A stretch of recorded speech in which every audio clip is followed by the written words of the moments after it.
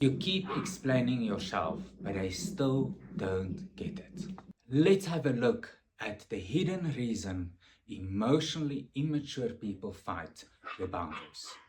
Have you ever had one of those conversations where you walk away thinking, what just happened? You went into the conversation calm, you explained yourself clearly, you were not attacking anyone, you were not trying to start a fight, you simply asked for something reasonable. Maybe you said, please don't speak to me like that. Or, can you call before you come over? Or, please don't give my child sweets. And somehow, 5 minutes later, you are the bad guy. Now you are too sensitive. You are controlling. You are ungrateful. And you are standing there wondering, did they even hear what I said? If you've ever experienced that, stay with me, because today I want to share an idea that completely changed how I understand emotional immature people. And by the end of this video, I'll show you a practical framework that can help you set boundaries without getting sucked into the same exhausting arguments over and over again. Because they aren't responding to what you said. For years I thought they are just difficult. They are selfish. They are stubborn. And sometimes that's true.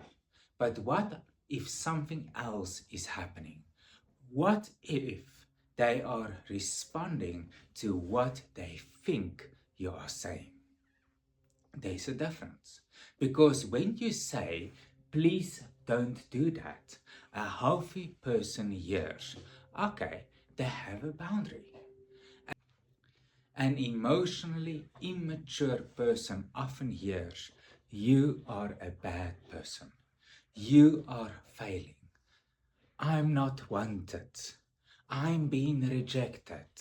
And the moment they feel rejected, everything changes. It's like the toddler inside that adult comes out. And now, before anyone gets offended, I'm not saying emotionally immature people are children, but emotionally, many never developed certain skills. Think about a toddler. A toddler wants a toy. You say no, what happens? The tears come, the screaming starts, the blame begins, the meltdown arrives. Why? Because they don't yet have the emotional skills to regulate disappointment. Now imagine somebody who physically became an adult but emotionally never developed those same skills. You will notice that suddenly a lot of behavior starts making sense. The defensiveness, the blame, the victim mentality, the inability to take accountability, the need to be always right. It's not mature conflict resolution, it's emotional survival. There are three signs you are dealing with an emotional immature person. Let's have a look at that. The first sign is that everything becomes about them. You explain how you are feeling. 5 minutes later, you are comforting them. You share with them what hurts you. Now you're discussing their hurt. It's like the tables have turned. The spotlight always returns to them. Second sign, accountability becomes almost impossible. No matter how gently you explain your experience, responsibility comes flying back at you. They will say, you are too sensitive. They will say, that's not what happened. You are remembering it wrong. You misunderstood me. nothing sticks. And the third sign is they often experience boundaries as rejection. This is the big one. You say, please don't do this. And they hear you are saying that they are not good enough. They hear, I don't want you. They hear, I'm failing. And that is where the fireworks begin. So, why do they react so strongly? Imagine you are trapped in a burning house. Smoke is everywhere. Your lungs are burning, your eyes are stinging. You're desperately trying to escape. Now imagine someone walks up and says, let's calmly discuss this. Could you? Of course not. Your survival system is activated, and that's often what happens inside emotionally immature people. The moment they feel criticized or rejected, their nervous system goes into survival mode.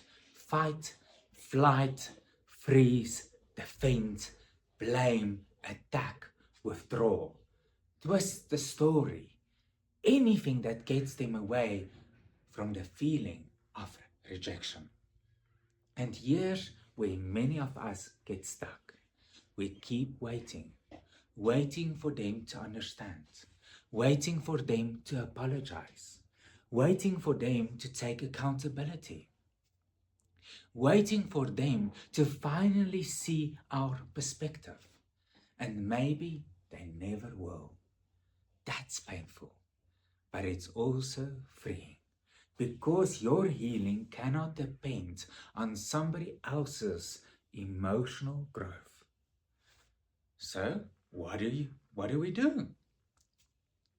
At this point, you might be thinking, okay, Quentin, I understand why they are reacting this way, but I still have to deal with them. Exactly. And that's where a framework called C.L.E.A.R can help. Now, before I explain it, I want to be very clear about something. C.L.E.A.R is not a magic trick. It will not stop emotionally immature people from reacting. Some people will still become defensive. Some people will still blame you. And some people will still play the victim. The purpose of C.L.E.A.R is not to control them. The purpose of C.L.E.A.R is to help you communicate clearly, calmly, and respectfully without getting pulled into the drama. Let's have a look at the C.L.E.A.R framework. C stands for communicate their value. The first step is communicating their value. Why? Because emotionally immature people often hear rejection where none exists. Before introducing the boundary, you reduce the threat. For example, Mom, I really appreciate how involved you are with the kids. They absolutely love spending time with you. Notice what we are doing. We are calming the nervous system before introducing the difficult conversation. L stands for limit. Now we state the boundary clearly, briefly, without a 15-minute explanation, without chatter. This is where most people fail. They start explaining, defending, justifying, convincing. And the more you explain, the more material, emotionally immature people have to argue with. So keep it simple. We are not giving the kids sweets during the week. That's it. Not an essay, not a TED talk, no PowerPoint presentation. Just the boundary. We are not giving the kids sweets this week. Let's go to number E. Let's go to E. Explain the benefit. Now explain why the boundary exists. And if possible, explain how it benefits them too. For example, it helps us manage their behavior and they sleep much better. Or it means family visits become much more enjoyable for everyone. This helps them understand the purpose behind the boundary. A. Assurance. Next comes reassurance. Remember, they are already vulnerable to feeling rejected. So reassure them that the relationship is still safe. For example, this isn't about keeping you away from the kids. We love how involved you are. You're important to us. We love having you around. Again, you're calming the rejection alarm. Let's have a look at R. Repeat. R stands for repeat. And this might be the hardest part. Repeat the boundary. Not explain, not defend, not debate. Repeat. Because emotionally immature people often pull you into side arguments. Imagine this. You say, "We are not giving the kids sweets during the week." And they respond, "So now I'm the bad grandmother." Most people then panic and suddenly they're explaining themselves for 10 minutes. Instead of explaining, you still need to say, "No, Mom, that's not what I'm saying. We are still not giving the kids sweets during the week." Notice what happened. You didn't take the bait, you simply repeated the boundary. Let me show you what this looks like. The wrong way.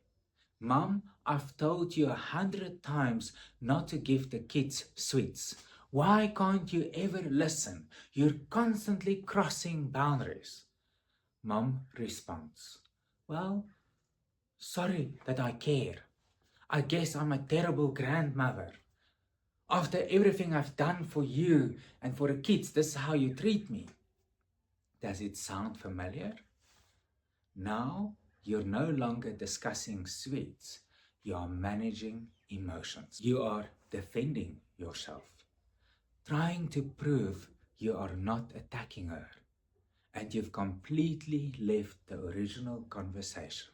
The C.L.E.A.R way, communicate value. And it sounds like this. "Mom, I love how involved you are with the kids. They absolutely adore spending time with you." The limit. We are not giving them sweets during the week. Now we explain the benefit. It helps us manage their behavior and they sleep much better. Assurance. This isn't about stopping you from spoiling them. We love how much you care about them. And imagine Mom still responds, "So now I'm a bad grandmother." Then, "No, Mom, that's not what I'm saying. We're still not giving sweets during the week." Done. Notice something important. The goal wasn't to change Mom. The goal was to keep you grounded. That's the real power of using the technique C.L.E.A.R. For me, the biggest lesson, and here's the lesson I wish more people understood.